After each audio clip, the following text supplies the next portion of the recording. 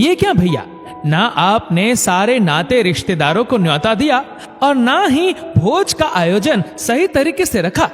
समाज में क्या इज्जत रह जाएगी हमारी।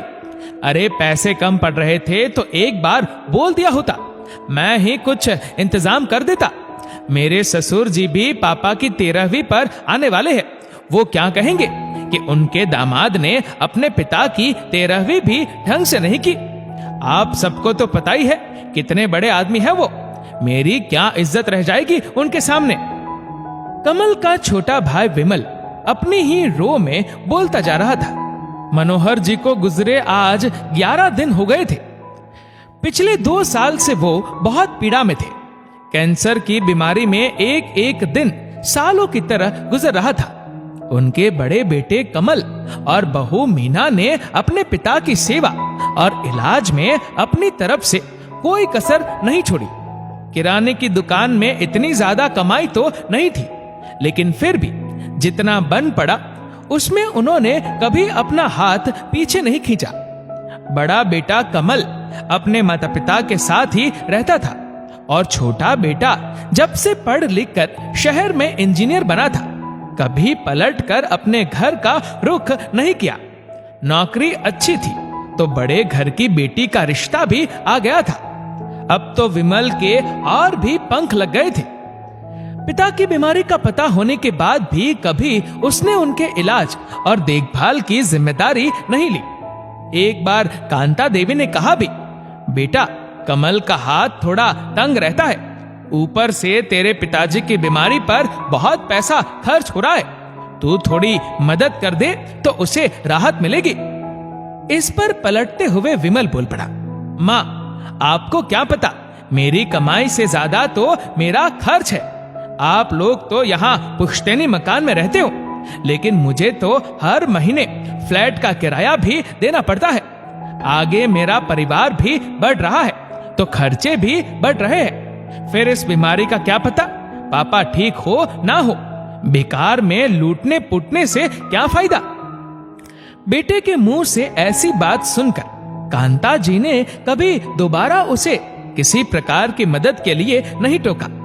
मनोहर जी बच तो नहीं पाए, लेकिन अपने बड़े बेटे बहू के सेवा भाव को देखकर उनके हृदय से हमेशा उनके लिए आशीर्वाद ही निकलता था।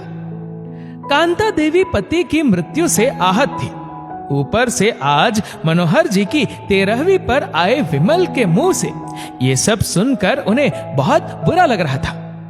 अपने बड़े बेटे को असमंजस में पड़ा देख आज कांता देवी बोले बिना नहीं रह पाई। कमल, तुझे किसी की बातों में आकर अपनी हैसियत से बाहर कुछ करने की जरूरत नहीं है। तूने अपने पिता के जीते जी उनकी जो जी जान से सेवा की है, वो उसी से तृप्त हो गए हैं। ये ऊपरी दिखावा और कर्म कांड उनके लिए अब कोई मायने नहीं रखते। तू जितना कर रहा है वो बहुत है।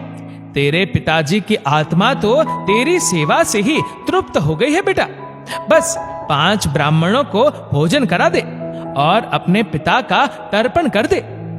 फिर कांता देवी विमल से मुखातिब होते हुए बोली, आज तुझे यहाँ सारे कामों में जो कमी नजर आ रही है वो उस समय क्यों नजर नहीं आई जब तेरे पिताजी बीमारी से तड़प रहे थे और तेरा ये भाई तंगी से जूझते हुए भी रोज उन्हें ले लेकर अस्पताल के चक्कर लगा रहा था।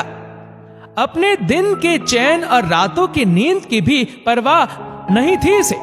उस समय तो तेरे मुंह से एक बार भी नहीं निकला कि भैया पिताजी के इलाज में मैं कुछ मदद कर दूं। उस वक्त तुझे यहाँ कोई कमी नजर नहीं आई। बेटा तू तेरे पैसे अपने पास रख, पता नहीं कब तुझे इनकी जरूरत पड़ जाए। माँ हूं इसलिए अभी अपने दिल और जुबान से तेरा बुरा नहीं सोचूंगी, लेकिन बेटा जब तेरे बच्चे अपनी जिम्मेदारियों से मुंह मोड़ेंगे तब तुझे अपने माँ बाप का दर्द समझ में आएगा। विमल अपना सा मुंह लेकर रह गया। उसमें अपनी माँ और भाई से नजरें मिलाने की हिम्मत भी नहीं हो रही थी। कमल ने अपने सामर्थ्य अनुसार अपने पिता का तर्पण और भोज कराया। कांता देवी के चेहरे पर आज संतुष्टि का भाव था। उन्हें विश्वास था कि उनके पति तृप्त होकर इस दुनिया से विदा हुए हैं। उन्हें किसी दिखावे की आवश्यकता नहीं। दोस्तों, इस वीडियो को लेकर आपकी क्या राय है, नीचे कमेंट करके जरूर बताएगा। और अगर आपको वीडियो अच्छा लगा हो तो इस वीडियो को लाइक करेगा, शेयर करेगा ज्यादा से ज्यादा लोगों तक। और ऐसे ही और भी इंस्पिरेशनल वीडियोस के लिए सब्सक्राइब करें हमारे यूट्यूब चैनल को और फेसबुक पर फॉलो करें हमारे पेज को। धन्यवाद।